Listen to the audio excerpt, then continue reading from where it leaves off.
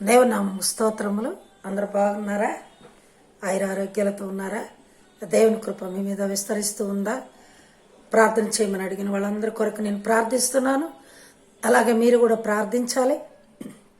ఎందుకంటే విశ్వాస సహితమైన ప్రార్థన ఆ రోగిని స్వస్థపరుస్తూ, అలాగే పాపములు చేసిన వాడైతే పాపక్షమాపణ కూడా కలుగుతుందని యాకోబు పత్రికలో 5వ అధ్యాయంలో మనం చూసుకుంటున్నాము. కాబట్టి నన్ను మాత్రం అడుగుట కాకుండా మీరు కూడా ప్రార్థనలో ఉండాలి.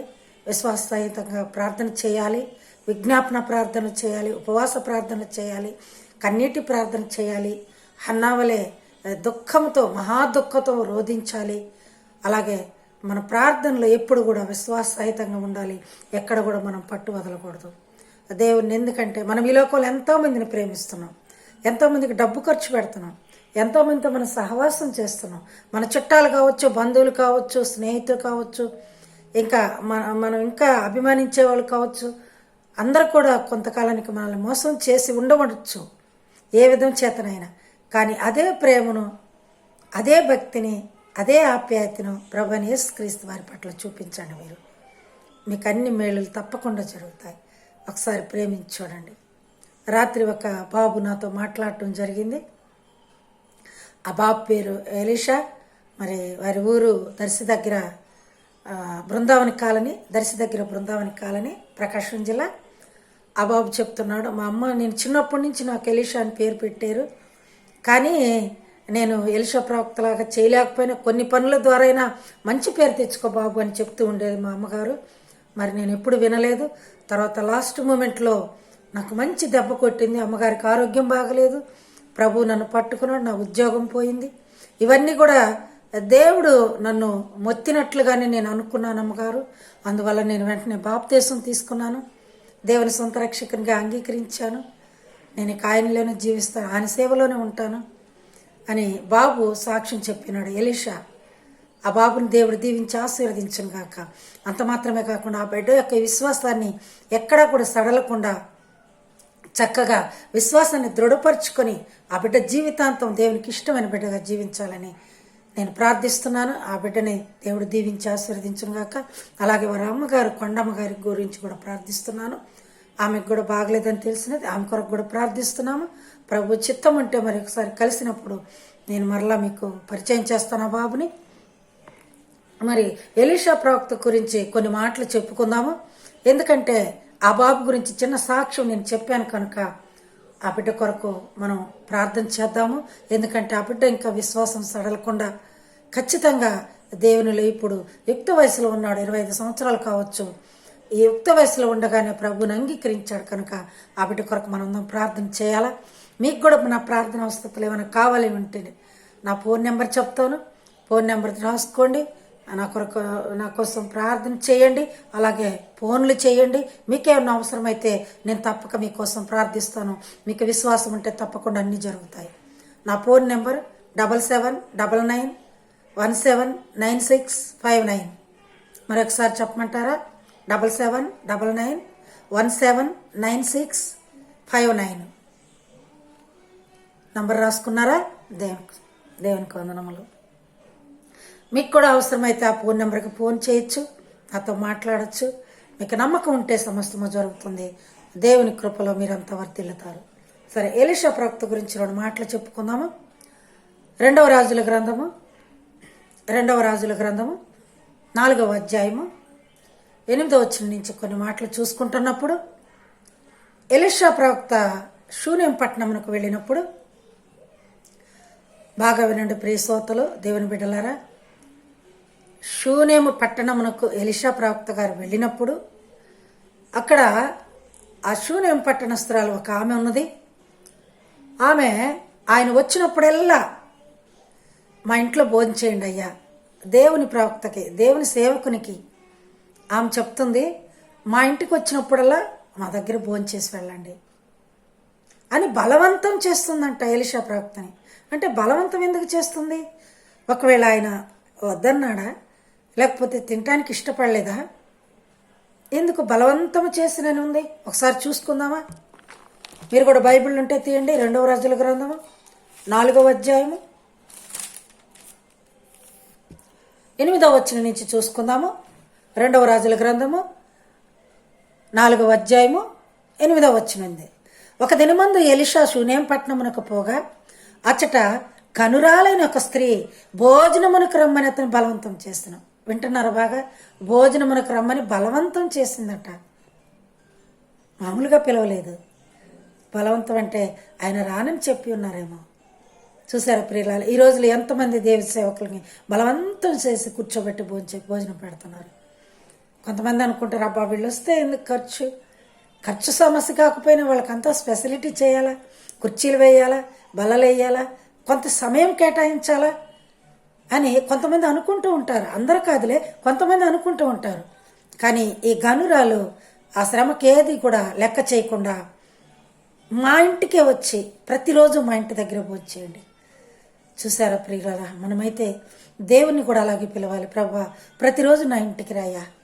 ఎందుకంటే ఆ రోజు సమరయ స్త్రీ బావి దగ్గర దాహం కొన్న మీరు ఎలా దాహం తీర్చారు, ఆమె దాహం, అలాగే మా ఇంటికి వచ్చి మా ఇంటిలో భోంచేసి మా పాపములని తీసివేసి ఆ వాక్యం అనే భోజనాహారం మాకు దయచేయమని మనం కూడా సిద్ధపడి ఉండాలా. మనం కూడా ప్రభువుని అడగాల. తర్వాత ఏముంది? బలవంతం చేసిన కనుక అతడు ఆ మార్గమున వచ్చినప్పుడెల్లా ఆమె ఇంట భోంచేయచ్చు వచ్చిన. చూసారా ప్రియుల, ఎలీషా ప్రవక్త గారిని అడిగినది, బలవంతం చేసినది. ఆయన ఆ మార్గమున వచ్చినప్పుడెల్లా అక్కడే భోంచేస్తున్నారంట. ఎందుకంటే అక్కడ ఏర్పరచబడి ఉన్నది ఆయనకి, అక్కడ బస ఏర్పాటు చేయబడి ఉన్నది. అందుకని ఆ ఇంట్లోనే భోంచేస్తున్నారంట. విన్నారా ప్రియులరా? మరి తర్వాత ఏమైంది? తర్వాత పెనివిటిని పిలిచిందంట. 9వ వచనం చూసుకుందామా? కాగా ఆమె తన పెనివిటిని చూచి మన యొద్దకు వచ్చుచూ పోవచ్చున్నవాడు భక్తి గల దైవజనుడు. చూసారా, ఆమె గుర్తెరిగినది. మనల్ని కూడా ఎవరైనా గుర్తెరగాలంటే, దేవుని సేవకులుగా, దేవుని పరిచర్య చేసేవారిగా, దేవుని బిడ్డలంగా గుర్తెరగాలంటే ఆ కళ మనలో ఉండాలి. అది ఎదుటివారికి కనపడాలి. మనకు మనమే అలంకరించుకున్నట్టు కాదు, వస్త్రధారణలో కాదు, మరి మనం పెట్టుకునే వస్తువుల ద్వారా కాదు, మనం మాట్లాడే మాటల ద్వారా కాదు, మన బిహేవియర్ ద్వారా కూడా కాదు. కొంతమంది నటిస్తూ ఉంటారు, అలా కాదు. ఆ కళ అనేది దేవుడు ఇస్తాడు. నిజంగా నీవు భక్తి పరురాలు అయితే, భక్తుడు అయితే, నిజంగా దేవుని యందు నమ్మకంగా విశ్వాసంగా నీవు జీవిస్తూ ఉంటే ఖచ్చితంగా ఆ దేవుడు ఆయన కళని నీ ముఖంలో చూపిస్తాడు. దైవజనుడని నేను గుర్తెరిగానయ్యా, కనుక ఆయనకి మన ఇంట్లో కాకుండా మన గోడ మీద ఒక గది కట్టిద్దాం. గోడ మీద అంటే మిద్దె పైన ఒక గది కట్టిద్దాము. ఆయన వచ్చి పోవచ్చున్నప్పుడల్లా ఆ గదిలో బస చేస్తాడని చెప్పినది. ఇప్పుడు ఒక మాట తెలుసుకుందాం మనం. మరి భర్త గారు వచ్చారు, పాస్టర్ గారు వచ్చారు, దైవ సేవకులు వచ్చారు, భోజనం పెడుతుంది తన భార్య. ఓకే, అంతవరకు బాగానే ఉంది. అంత మాత్రమే కాకుండా మరలా ఆయనకి గది కట్టిద్దామండి, ఆయన కోసం మనం బస ఏర్పాటు చేద్దామండి, ఆయనకి స్పెషల్గా గెస్ట్ హౌస్ ఏర్పాటు చేద్దామండి అంటే కొంతమంది ఒప్పుకుంటారా? ఏంది ఈమె నా భార్య, మరి సంఘ కాపరికి లేకపోతే సంఘ సేవకులు దేవుని సేవకులకి భోజనం పెడుతున్నారంటే బాగానే ఉంది, మళ్ళీ ఇల్లు కూడా కట్టిస్తానందే, ఏంది అసలు ఇది, ఎందుకమ్మంత శ్రమ అంటారు కదా. కానీ ఈ గనురాలి యొక్క భర్త చాలా మాటకు విలువిచ్చాయన, భార్య మాటకు విలువిచ్చాయన. ఎందుకంటే ఆ భార్య అంతటి సుగుణములు కలది, ఆ భార్య అంతటి సుగుణములు కలదు కనుక ఆ భార్యను గౌరవించి ఆమె మాట సేకరించుకొని ఆమె చెప్పిన విధంగా ఎదురు చెప్పకుండా, ఎందుకమ్మా ఆ గది అనకుండా, మనకెందుకు ఈ శ్రమ అనకుండా వెంటనే వెళ్ళి ఆ గోడకు అది పని పూనుకున్నారు. ఆ గోడ మీద గది కట్టిచ్చేశారు. చూసారా ప్రియులారా, ఎంతమంది భార్యల మాటలు భర్త వింటున్నారు ఈ రోజుల్లో? ఎవరైనా వింటున్నారా? కొంతమంది వింటారు, కొంతమంది వినరు. ఎందుకు వినరు? వినకుండా ఉండాలంటే ఆ విధంగా మనం కూడా నడుచుకోవాలి. స్త్రీలైనా మీకు ముఖ్యంగా చెప్తున్నది, భర్తలతో మాట్లాడేటప్పుడు వారి ప్రేమను పొందే విధంగా మాట్లాడాలి. భర్తని ఎలా గౌరవించాలో అలా గౌరవించండి. భర్తని చులకనగా చూడవద్దు. ఎందుకంటే భర్త ఎలాంటి వాళ్ళైనా స్త్రీ సహించినది, స్త్రీ గర్భమున బిడ్డ పుట్టినది, జన్మనిచ్చినది, స్త్రీ జన్మనిచ్చినదని గలతీ 4:4 మనం చూసుకొని ఉన్నాము. కాలం సంపూర్ణమైనప్పుడు స్త్రీ అందు పుట్టెను అని ఉన్నది మనకు వాక్యంలో. ఆ వాక్యం కూడా మీరు రాసుకోండి, చూడండి ఒకసారి. వీలైతే పెన్నులు పెట్టుకొని రాసుకోండి, నోట్స్ పెట్టుకొని రాసుకోండి. కనుక మనకు సహనం కావాలి, స్త్రీలలో సహనం కావాలి, శుభ్రత కావాలి, మంచి కావాలి. ఎంతో సుగుణములు కలిగి ఉంటేనే గనురాలి భార్య భర్త ఆమె మాట విన్నాడు. మన మాట కూడా వినాలి. మన భర్తలంటే మనకు అందుకు అనుగుణంగా ఈ రోజు నుంచే సిద్ధపడదాం. ఈ రోజు నుంచే ఆ వాక్యంలో మెలుగుదాం. ఒకసారి మీరు వీలైతే ఆ 2వ రాజుల గ్రంథము 4వ అధ్యాయం 8వ వచనం నుంచి చూసుకున్నట్లయితే అధ్యాయం అంతా కూడా, మిగతా అధ్యాయం అంతా కూడా తన బిడ్డను ఆమె ఎలా దక్కించుకున్నదో, ఎంత స్వతంత్రంగా పోరాడి ఆయన మీద గొడవపడి ఎలా ఆ బిడ్డను దక్కించుకుందో స్పష్టంగా తెలుస్తుంది మనకి. కానీ మన అంశం ఇప్పుడు ఏంటంటే ఆ గది కట్టించట్లో చూస్తున్నాం. గది ఎందుకు కట్టించింది చక్కగా, కానీ భోజనం పెట్టినందుకు 2 కొరింథీ 9వ అధ్యాయము 7-8 వచనాల్లో చూస్తున్నాం. అన్నిటి యందు సర్వ సమృద్ధి కలిగి కృపను విస్తరింప చేయుటకని ఉన్నది. ఒకసారి మీరు చూడండి బైబిల్లో 2 కొరింథీలకు రాసిన పత్రిక 9వ అధ్యాయము 7-8 వచనాల్లో ఉంది. అన్నిటి యందు సర్వ సమృద్ధి కలిగి కృపను విస్తరింప చేయుటకై. భోజనం మనం ఎంత పెట్టినా, ఎంత ఖర్చు పెట్టినా దేవుని సేవకులకి, ఎందుకంటే దేవుడు అడిగి ఉన్నాడు శిష్యునితో, నీవు కాళ్ళు కడుక్కుంటకు నాకు నీళ్లు కూడా ఇవ్వలేదు, కానీ ఈ పాపాత్మురాలిన స్త్రీ తన విస్తార పాపములు పోటకు విస్తారముగా నన్ను ప్రేమిస్తున్నది, ఎక్కువగా నన్ను అభిమానిస్తున్నది. కనుక విస్తార పాపములు పోవాలంటే విస్తారంగా ఆయన్ని మనం చేరదీయాల, ఎక్కువగా ప్రేమించాలి, అధికంగా ప్రేమించాలి. ఇక్కడ అదే ఉంది. అన్నిటి యందు సర్వ సమృద్ధి కలుగుటకు మీ కృపను విస్తరింప చేస్తాడంట. ఆయన కృపను మీపై విస్తరింప చేస్తానని చూపిస్తుంది 2 కొరింథీ 9వ అధ్యాయం 7-8 వచనాలు. సరే, గది కట్టించింది కదా. గది కట్టించినందువల్ల మనకు లాభం ఏంటి? ఇప్పుడు ఆమె భోజనం పెట్టినందుకు సర్వ సమృద్ధి ఆమెకు కలుగుటకై, ఆమె కుటుంబ విస్తరింపబడుటకై దేవుని కృపలో ఆ మాట చూసుకున్నాం మనం. ఇప్పుడు మరి ఇంకోటి ఏంటి? గది కట్టించింది కదా. ఆ గది వల్ల లాభం ఏంటి? యూజ్ ఏంటి? గది కట్టించింది, ఖర్చు అయి ఉంటుంది కదా. ఇటుకలు కొని, సిమెంట్ కొని, సున్నం కొని, ఇంకా దానికి ఇనుప రాడ్లు వేసి స్టాండర్డ్గా కట్టించే ఉంటుంది కదా. ఎందుకంటే హృదయం కదా అది. హృదయం స్టాండర్డ్గా దేవునితో ఉండాలి. ఎందుకంటే ఆ హృదయం అనే తలుపు దగ్గర ఆయన వచ్చి తట్టుచున్నాడు. హృదయమన్నెడు తలుపు నొద్ద యేసునాదుండు, నిలచి సదయుడగుచు తాటుచుండు సకల విధముగా తట్టుచున్నాడు. ఎందుకంటే ఆయన నిన్ను ఏ విధంగానైనా నిన్ను పట్టుకోవాలని చూస్తున్నాడు. ఆయన నీ హృదయం అనే తలుపు దగ్గర నిలబడి తట్టుచున్నాడు. నీ హృదయంలో ఆయన చేర తీసుకుంటావా లేదా? గనురాలు అదే చేసింది. ఇప్పుడు గది కట్టించినది. హెబ్రీయులకు రాసిన పత్రిక 11వ అధ్యాయము 16వ వచనం. హెబ్రీయులకు రాసిన పత్రిక 11వ అధ్యాయము 16వ వచనంలో చూస్తున్నాం. ఈ లోకములో మనం ఆయన కొరకు గది కట్టిస్తే పరలోకములో మనకి స్థిరమైన పట్టణం అక్కడ ఏర్పరుస్తాడు. చప్పట్లు కొడదాం ఒకసారి. వింటున్నారా శ్రోతలారా? ప్రియమైన దేవుని బిడ్డలారా, వింటున్నారా? భోజనం పెడితే సర్వ సమృద్ధి విస్తరింపచేయటకు ఆయన కృపలో ఉన్నాము. గది కట్టిస్తే, ఇక్కడ గది కట్టిస్తే పరలోక పట్టణంలో స్థిరమైన పునాది. ఎందుకంటే ఈ లోకం మనకు అశాశ్వతం. స్థిరమైన పునాదిలో మనకి మంచి పట్టణం కావాలా. ఆ పట్టణంలో, ఆ సిటీలో మనకి మంచి గ్రీన్ హౌస్ కావాలా, వైట్ హౌస్ కావాలా, ఏది కావాలన్న దేవుడు నీకు ఆ రోజునిస్తాడు. కనుక దానికి మనం ఏం చేయాలని గనురాలు ఒక గది కట్టించింది ఆయన కోసం.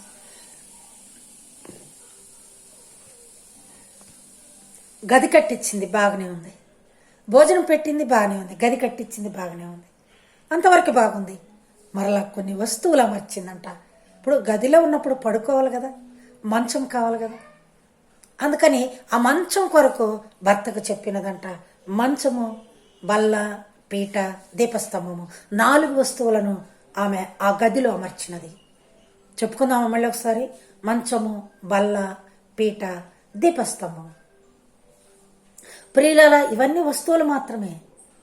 ఆమె అమర్చినది, గనురాలు అమర్చినది. చూసుకుందామా? అందులో 4 వస్తువులు అమర్చినది. మొదటిగా ఏంది? మంచము, రెండవదిగా బల్ల, మూడవదిగా పీట, 4వదిగా దీపస్తంభం. భర్తను అడిగినది, భర్త ద్వారా ఇల్లు కట్టించినది, గది కట్టించింది. ఆ గదిలో ఏర్పడే సామాన్లు కూడా చక్కగా అమర్చడానికి సిద్ధపడి ఉన్నది. మరి మంచం అనగా ఏమిటి? మంచం మీద మనం ఏం చేస్తాము? ఎంత కష్టపడి వచ్చైనా సాయంకాలానికైనా మధ్యాహ్నానికైనా మంచం మీద నడుము వాలుస్తాం, కొద్దిసేపు పడుకుంటాం, విశ్రాంతి తీసుకుంటాం. ఆ విశ్రాంతికి గుర్తా మంచం. ఇప్పుడు ఆ విశ్రాంతి ఎవరు? ప్రభువైన యేసు ప్రభువారే. చూసుకుందామా? మత్తయి సువార్త 11వ అధ్యాయము 28వ వచనం. త్వరగా చూడండి, మీకు బైబిల్ ఉంటే. మత్తయి సువార్త 11వ అధ్యాయము 28వ వచనంలో మంచమునకు గుర్తు ఉంది. ప్రయాసపడి భారం మోసుకున్న సమస్తమైన వారులారా నా యొద్దకు రండి, నేను మీకు విశ్రాంతిని కలుగచేస్తాను. ఆ విశ్రాంతి మంచము. ఆ మంచం ఎవరు? మన ప్రభు అయిన యేసు ప్రభు వారు. యేసుక్రీస్తు వారు మన కోసం ఆయన విశ్రాంతి లేకుండా ఉండి మనకు విశ్రాంతిగా ఒక మంచం అయ్యారు. అదే గనురాలు అక్కడ పెట్టినది. దేవునికి స్తోత్రం. రెండవది బల్ల. బల్ల సహవాసమునకు గుర్తు. బల్ల సహవాసమునకు గుర్తు. సహవాసములో పాల్గొని బలారాధన తీసుకొని జీవాహారము రమ్ము చిరజీవనము నిచ్చి జీవిత క్షుధ తీర్చుము. జీవన పదములో చీకాటి పడు వేళ జీర్ణించుకొని పోవు జీవితాశలు పెంచా. జీవాహారము రమ్ము చిరజీవనము నిచ్చి జీవితాక్షుధ తీర్చుము. సహవాసము. సహవాసమునకు గుర్తు ఒకసారి చూసుకుందామా?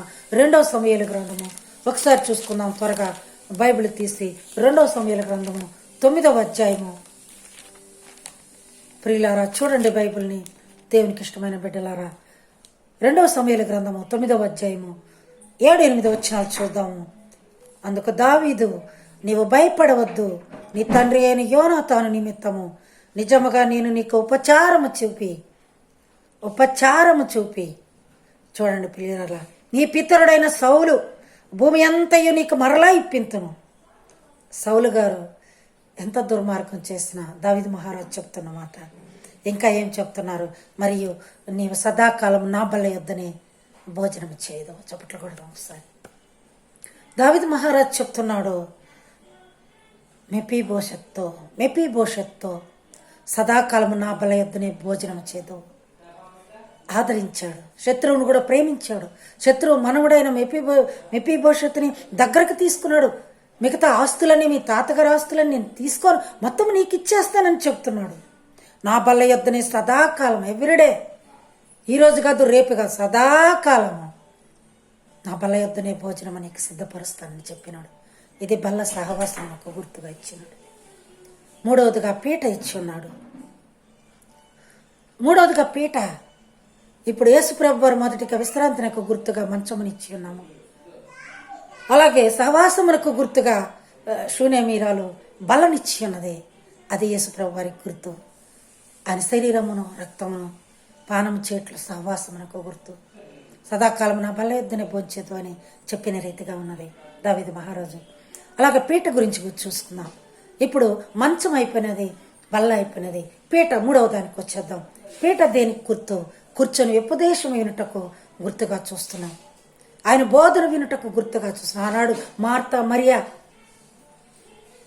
ఆయన ఇంటికి వెళ్ళినప్పుడు, వారి ఇంటికి వెళ్ళినప్పుడు మార్తా అనేకమైన పనులు చేక విస్తారం పనిలో పడిపోయినప్పుడు మరియా ఆయన దగ్గర కూర్చొని ఉపదేశం వింటూనే ఉంది, వాక్యం వింటూనే ఉంది. అది కూడా యేసు ప్రభు వారికి గుర్తే. కూర్చొని ఉపదేశం వినుటకు. సామెతల గ్రంథము 8వ అధ్యాయం 34వ వచనం చూసుకుందాం ఒకసారి. త్వరగా తీయండి. సామెతల గ్రంథము 8వ అధ్యాయము